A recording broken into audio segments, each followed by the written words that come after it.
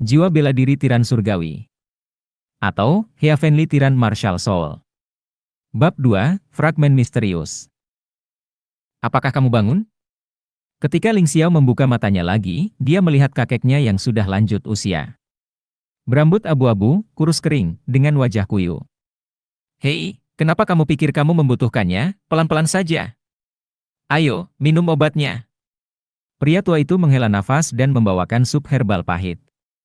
Dari mulut kakeknya, Ling Xiao bisa mendengar kekhawatiran dan ketidakberdayaan. Hei, tidak apa-apa, ini bukan pertama kalinya, bagaimanapun, aku tidak yakin. Ling Xiao tertawa dan berkata, ketika saya menerobos ke seni bela diri tingkat kedua, saya akan pergi ke Ling Chong itu untuk menyelesaikan skor. Kamu bocah. Orang tua itu menghela nafas, meskipun Ling Xiao adalah anak yang dia jemput, dia selalu diperlakukan sebagai cucunya sendiri. Melihat Ling Xiao terluka, dia merasa sangat tidak nyaman. Ling Xiao mengambil sup herbal kering dan meminumnya dalam sekali teguk, dengan senyuman di wajahnya. Nyatanya, dia menolak menyerah, bukan hanya karena keras kepala, tapi juga karena alasan lain. Artinya, sejak dia melakukan latihan yang tidak lengkap itu, tubuhnya pulih dengan sangat cepat. Saya telah pingsan beberapa kali sebelumnya seperti hari ini, tetapi saya bangun dalam waktu kurang dari setengah jam, dan tubuh saya telah pulih sedikit setelah minum sup herbal. Pada dasarnya saya pulih. Keluarga Ling baru saja mengirim seseorang.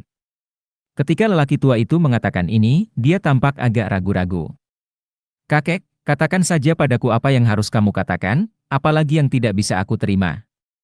Melihat Ling Xiao, lelaki tua itu menghela nafas dan berkata, mereka memintamu melalui formalitas untuk meninggalkan keluarga Ling. Meninggalkan rumah Ling? Kenapa? Ling Xiao bertanya dengan heran. Hanya dengan memasuki keluarga Ling dia dapat mempelajari keterampilan bela diri yang lebih baik dan dapat menonjol. Jika dia meninggalkan keluarga Ling, dia benar-benar tidak tahu kapan nasibnya akan berubah. Mereka bilang masih ada setengah bulan sampai kompetisi akhir tahun. Kompetisi akhir tahun ini, semua murid luar yang belum mencapai seni bela diri tingkat 2 tidak memenuhi syarat untuk berpartisipasi dan akan dikeluarkan dari Ling keluarga. Berbicara tentang ini, lelaki tua itu menghela nafas lagi. Saya mendengar bahwa beberapa sumber daya keluarga Ling dirampok oleh keluarga lain, dan mereka tidak dapat lagi mendukung. Begitu banyak orang, jadi mereka berencana untuk mengurangi jumlah murid, dan aturan asli menjadi lebih ketat. Bagaimana? Ling Xiao juga sedikit terkejut, dalam sebulan, dia masih memiliki kepercayaan diri untuk menerobos, tapi dalam setengah bulan, itu terlalu mendesak. Namun, pukulannya lebih dari itu. Kata-kata lelaki tua itu belum selesai. Juga, bahkan jika Anda menerobos ke seni bela diri tingkat kedua dalam setengah bulan ini, Anda hanya akan sementara mempertahankan kualifikasi murid luar. Sebelum usia 14 tahun, jika Anda tidak dapat mencapai seni bela diri tingkat ketiga, semua murid luar harus menjadi pelayan keluarga Ling. Jika tidak, seni bela diri akan dihapuskan dan kamu akan dikeluarkan dari keluarga Ling. Ini terlalu banyak. Ling Xiao mengerti betul bahwa dia berusia 13 tahun ini, dan dia akan berusia 14 tahun setelah tahun baru. Bagaimana dia bisa mencapai seni bela diri tingkat ketiga? Jika dia menjadi pelayan, itu berarti kakeknya tidak lagi memenuhi syarat untuk tinggal di keluarga Ling. Jadi bagaimana dia bisa tinggal di sini dengan tenang? Ini bukan lagi masalah muka, tapi masalah hidup dan mati. Terlebih lagi, ketika dia dipilih oleh keluarga Ling, saudara pengemis yang biasa mengemis makanan bersamanya sangat iri. Jika dia meninggalkan keluarga Ling seperti ini, wajah apa yang harus dia kembalikan ke geng pengemis?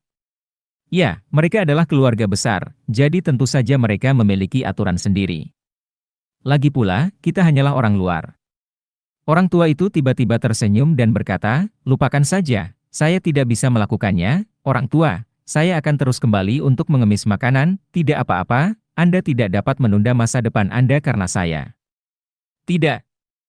Ling Xiao menggelengkan kepalanya dan berkata, kakek, bahkan jika ada kemungkinan sekecil apapun, saya tidak akan menyerah. Saya akan bekerja lebih keras dari sebelumnya, dan berusaha untuk mencapai tingkat ketiga seni bela diri sebelum usia 14 tahun. Saya akan pasti membiarkanmu menjalani hidup yang baik. Dia menggertakkan giginya dan mengepalkan tangannya dengan erat. Bertarung. Nak, kamu sudah bekerja cukup keras sekarang. Jika kamu berusaha lebih keras, kamu mungkin tidak dapat menembus alam, dan tubuhmu malah akan runtuh. Orang tua itu menghela nafas dan berkata, kita masih harus mengenali kenyataan. Hampir tidak mungkin untuk menembus seni bela diri tingkat kedua dalam setengah bulan. Kita harus membuat rencana lebih awal. Ling Xiao merasa seolah-olah sebaskom berisi air dingin dituangkan ke kepalanya.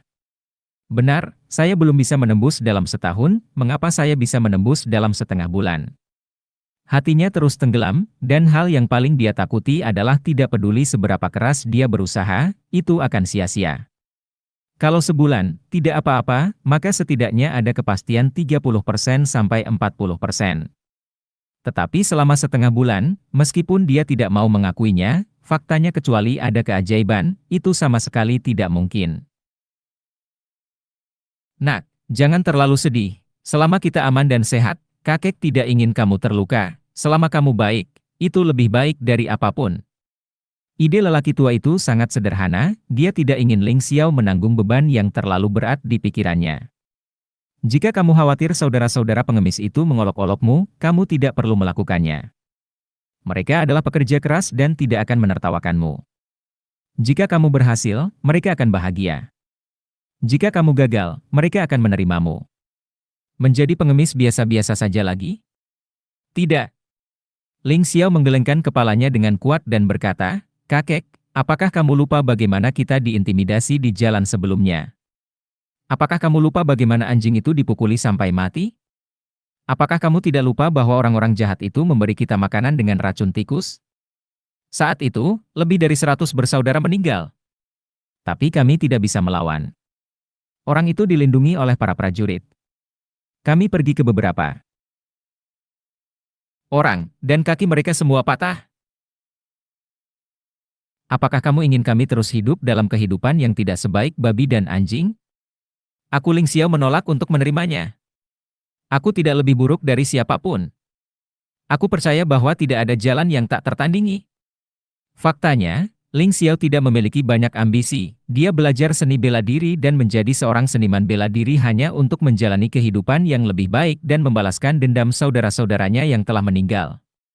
Orang tua itu sudah menangis, karena dia tahu bahwa Ling Xiao benar. Semua ini adalah fakta. Jika Ling Xiao tidak bisa menjadi seorang pejuang, semua tragedi akan terus terjadi. Hei, aku tidak berencana memberimu bagian kedua dari buku ini, terutama karena aku takut kamu tidak akan bisa mengendalikannya, dan sekarang aku tidak bisa mengurus terlalu banyak. Aku sangat yakin padamu, Ling Xiao. Orang tua itu mengeluarkan sebuah buku dari pakaiannya yang pas, tidak, tepatnya, itu pasti buku yang rusak. Bukankah ini bagian lain dari fragmen sebelumnya? Ling Xiao bertanya. Betul, ketika kakek mengambil buku itu sudah lengkap, tapi ada kalimat seperti itu di buku itu, kamu bisa membacanya sendiri. Orang tua itu membuka halaman yang terhubung dengan babak pertama. Jika Anda tidak memiliki tekad yang kuat, kekuatan adalah motivasi Anda. Jangan berlatih konten setelah halaman ini, atau Anda akan mati. Ini adalah garis yang ditulis dengan darah di halaman buku. Kakek, jangan khawatir. Aku punya tekad dan motivasi, tidak akan terjadi apa-apa. Ling Xiao dengan bersemangat mengambil bagian kedua dari buku itu dan pergi ke kamarnya, menyatukan bagian pertama menjadi satu, dan membacanya dari awal sampai akhir. Apa ini? Di tengah seruan, cahaya keemasan tiba-tiba terbang keluar dari halaman dan menuju langsung ke tubuhnya. Dia terkejut, tetapi dia tidak melihat adanya kelainan pada tubuhnya tepat ketika dia mengendurkan kewaspadaannya, sebuah gambaran tiba-tiba muncul di benaknya. Itu adalah sebuah lukisan. Isi lukisannya sangat rumit, tetapi secara umum harus berupa lukisan pemandangan, dengan pegunungan, air, dan bangunan, seolah-olah tidak ada habisnya. Lukisan itu dikelilingi oleh awan dan kabut, dan tidak mungkin untuk melihat semua isinya dengan jelas, hanya satu sudut yang terlihat, sebuah desa dengan manusia dan hewan, dan terlihat sangat damai.